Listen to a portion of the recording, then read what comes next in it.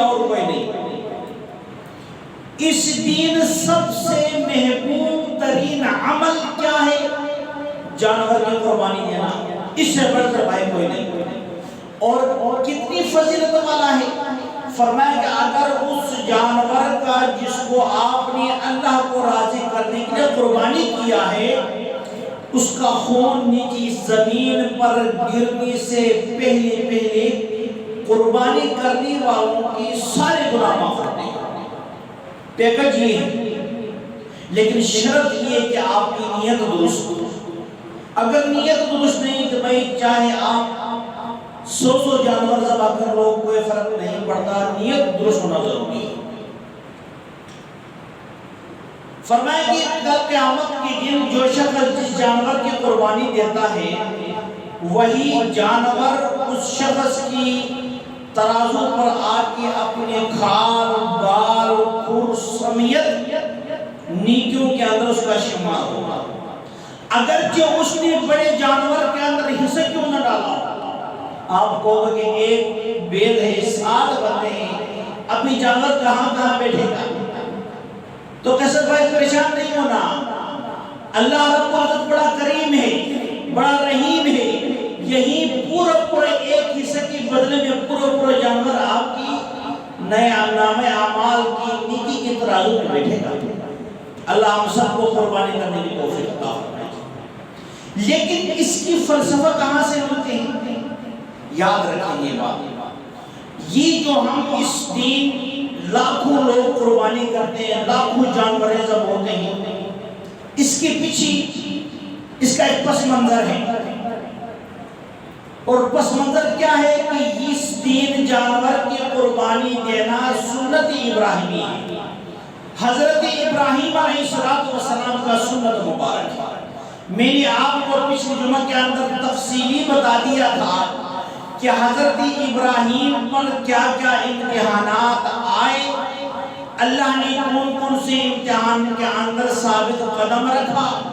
سب سے بڑا امتحان تو یہ تھا کہ اپنے گھر والے دشمن، اپنی بستی والے دشمن، اپنے علاقہ کو چھوڑنا پڑا، اپنی گھر والی کو، اپنے چھوٹے سے بچے کو اس جگہ پہ چھوڑنا پڑا، وہاں کوئی انسان نہیں رہتا، اور وہاں چھوڑ کر کے جا کے غائب ہو کے دعا مانگی حضرت ابراہیم نے، کہا اے میرے پروردگار، آج میں نے اپنے بچے کو، اپنے گھر والی کو اس جگہ پہ چھوڑنے کا مقصد مادی نہیں ہے، بلکہ مقصد صرف یہ کہ یہ لوگ اس جگہ کو آباد کریں، نماز قائم کریں۔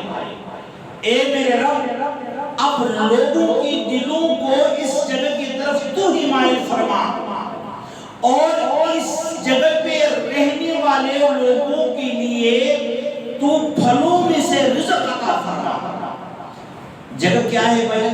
وہاں کوئی پانی نہیں ہے، چھٹے جناب ریت پہاڑی علاقہ، وہاں تو پھلوں کا تصور بھی نہیں، لوگوں نے وہاں آگے کیا کرنا تھا، لیکن حضرت ابراہیم کا اپنے رب پر کامل یقین تھا، اور اللہ نے اس دعا کو ایسا قبول فرما دیا کہ مکہ المکرمہ کے اندر، حرمین شریفین کے اندر ہر وقت آپ کو ہر موسم کا پھل میسر ہوگا۔ لاکھوں حجاج حج کرنے جاتے ہیں، پھر بھی اس پھل کے اندر کوئی کمی نہیں ہوتی، بلکہ اہل عرب کا تو یہ یقین بن گیا تھا کہ جس باغ کے اندر پھل لگ جاتا، وہ اس پھل کو خود بھی نہیں کھاتے، اپنے بچوں کو بھی نہیں کھلاتے جب تک اس کو حرم کے اندر نہ بھیجے۔ ان کا تو یقین بن گیا تھا کہ ہمارے اس باغ کے اندر برکت تب آئے گی کہ ہمارے پھل کو حرم کے اندر رہنے والے، حرم کے اندر خدمت کرنے والے پہلے کھائیں گے تو ہمارے اس پھلوں کے اندر برکت آئیں گے۔ اور پھر ہوا یوں کہ طائف کے اندر پھل جب لگتا باغوں کے اندر تو اس پھل کو مکہ والے پہلے کھاتے، طائف والے بعد میں کھاتے۔ یہ تھا حضرت ابراہیم کا وہ دعا کہ یا اللہ یہاں کے رہنے والے لوگوں کو پھلوں میں سے رزق عطا فرما۔ اور پھر فرمایا دوسرا دعا یہ کی، یا اللہ لوگوں کی دلوں کو ان کی طرف مائل فرما۔ کیا فرمایا؟ لوگوں کی دلوں کو ان کی طرف مائل فرما۔ تو بحیثیت مسلمان چاہے ہم کتنے بڑے گناہگار کیوں نہ ہو، جو خادمین حرمین شریفین ہے ہم ان سے محبت رکھتے ہیں۔ ہم کیا کرتے ہیں؟ چاہے وہ اپنے اعمال کے اعتبار سے جو بھی ہو، ہمیں کوئی سروکار نہیں، اسی نسبت سے یہ حرمین شریفین کی خدمت کرتے ہیں، وہاں رہنے والے ہیں، ہمارا ان سے ایک فطری محبت ہے۔ تو حضرت ابراہیم علیہ السلام نے اپنے اس بچے کو وہاں بیابان جگہ پہ چھوڑ کر کے واپس آ گیا۔ آپ کو ہم نے تفصیلی بتا دیا تھا۔ پھر مائع زمزم کی شکل میں اللہ نے پانی میسر کی۔ حضرت ابراہیم علیہ السلام کا یہ فرزندہ حضرت اسماعیل علیہ السلام جب عمر کے اس حصے تک پہنچا کہ باپ کے ساتھ جب اولاد چل پھر سکے، باپ اپنے بیٹے کا ہاتھ پکڑ کے جب مسجد لے جاتا ہے، کہیں گھمانے لے جاتا ہے، یہ وقت بڑے پیار کا ہوتا ہے۔ جب چھوٹا بچہ ہوتا ہے نہیں، یہ جو وقت ہے یہ پیار کا انتہا ہوتا ہے۔ جب حضرت اسماعیل اس عمر تک پہنچ گئے، اور ایک بات آپ کو بتاتا چلوں کہ اس درمیان میں حضرت ابراہیم کو اجازت نہیں تھا کہ تو جا کے وہاں رات گزارتے، نہیں، آپ خبر گیری کے لیے تشریف لاتے تھے، لیکن گھوڑے سے نیچے اترنے کی بھی اجازت نہیں۔ یہ امتحان اتنا سخت تھا۔ لیکن ایک دن خواب دیکھتا ہے کہ خواب کے اندر اللہ رب العزت کی طرف سے یہ حکم ہوتا ہے کہ ابراہیم، جو 100 سال کی عمر کے اندر تیرے دعاؤں کے بعد جو تجھے میں نے بیٹا عطا فرمایا، اس کو میرے نام پہ ذبح کر، قربان کر۔ ایک دن خواب دیکھا۔ یاد رکھیں حضرت ابراہیم علیہ السلام تقوی کے اس مقام پر تھا، اگر یہ حکم اس کی اپنی ذات کے متعلق ہوتا تو پہلی دن ہی اس پر عمل کرتا۔ لیکن اب جو کہ اس امتحان کا تعلق دوسرے بندے یعنی اپنی بیٹے حضرت اسماعیل کی متعلق تھا، تو پھر ایک دن خواب دیکھا، کچھ نہیں کہا۔ دوسرے دن پھر خواب کے اندر اللہ نے کہا ابراہیم اپنی اس بیٹے کے قربانی دے دو۔ تیسرے دن جب خواب دیکھا تو حضرت ابراہیم واپس آئے اپنے بیٹے کے پاس، آ کر کے اپنے بیٹے سے مشورہ کیا کہ بیٹا اتنا ذرا، اب بیٹا بات کر سکتا ہے، اتنا ہے کہ چل سکتا ہے۔ بیٹے سے کہا میں نے 3 دن خواب دیکھا ہے کہ اللہ کا حکم ہے کہ میں تجھے قربان کر دوں۔ اب دیکھو 100 سال کے بعد ملا ہے، دعاؤں سے ملا ہے۔ اب بیٹا بھی تو حضرت ابراہیم کا تھا، تو بیٹے نے کہا ابو جی افعل ما تؤمر، ابو جی کر وہ کام جو تجھے حکم دیا گیا ہے۔ آپ نے میرے بارے میں پریشان نہیں ہونا، رب نے جو حکم کیا وہ کر ڈال دو، انشاءاللہ تم مجھے صبر کرنے والوں میں سے پائے گا۔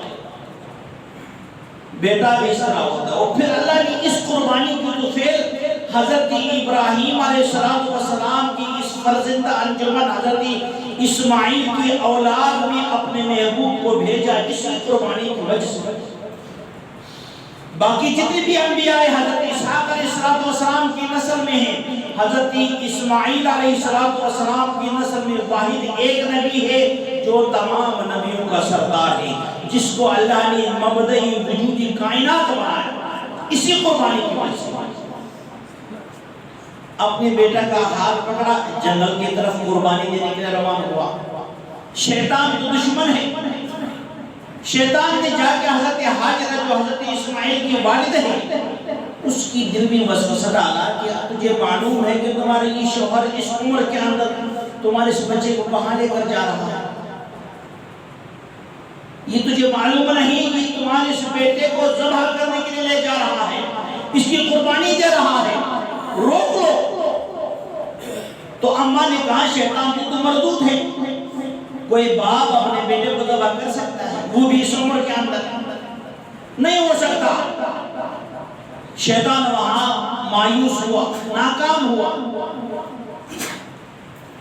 پھر جا کے حضرت ابراہیم علیہ السلام کی ساتھ وسوسہ ڈالنے کی کوشش کی۔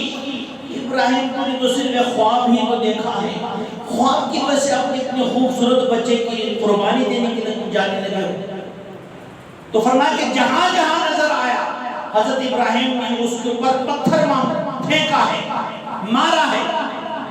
اللہ نے حضرت ابراہیم کا یہ عمل اللہ کو اتنا محبوب ہوا، فرمایا تا قیامت جو لوگ حج کریں گے جہاں حضرت ابراہیم نے پتھر پھینکا ہے وہاں اگر وہ پتھر پھینکیں گے نہیں میں ان کی حج کو قبول نہیں کروں گا.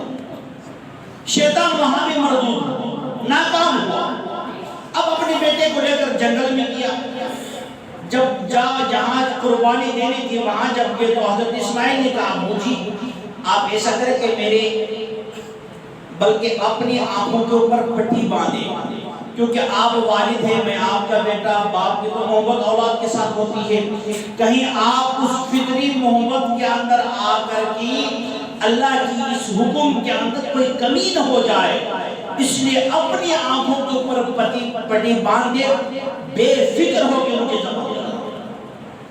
فرماتے علماء لکھتے ہیں کہ حضرت ابراہیم نے اپنے بیٹے کو اسی انداز میں لٹایا جیسے ہم ایک جانور قربانی کے لیے ذبح کرتے وقت لٹاتے ہیں. جب چھری پھیرنے لگا اسی وقت اللہ کا حکم آیا کہ ابراہیم آپ نے سچ کر دکھایا جو آپ کو حکم ملا تھا، اب اپنی اس بچے کو ذبح نہیں کرنا بلکہ بچے سے پیچھے دیکھ لے. جب حضرت ابراہیم نے پیچھے موڑ کے دیکھا تو ایک مینڈک کھڑا ہے. کہا کہ آپ امتحان کے اندر کامیاب ہو گئے، اب بچے کو چھوڑ دے، اس مینڈے کو ذبح کر لے. اللہ نے اس قربانی کو اتنی قبولیت اس کو عطا فرمائی، فرمایا کہ جو شخص صاحب نصاب ہے، عاقل ہے، مسلمان ہے، بالغ ہے، مقیم ہے، فرمایا کہ ان دنوں کے اندر ان پر فرض ہے کہ وہ اپنی رب کو راضی کرنے کے لیے جانوروں کی قربانی دے. یہ وہی فلسفہ ہے. لیکن ایک بات یاد رکھو، اگر بالفرض اور تقدیر اس وقت حضرت اسماعیل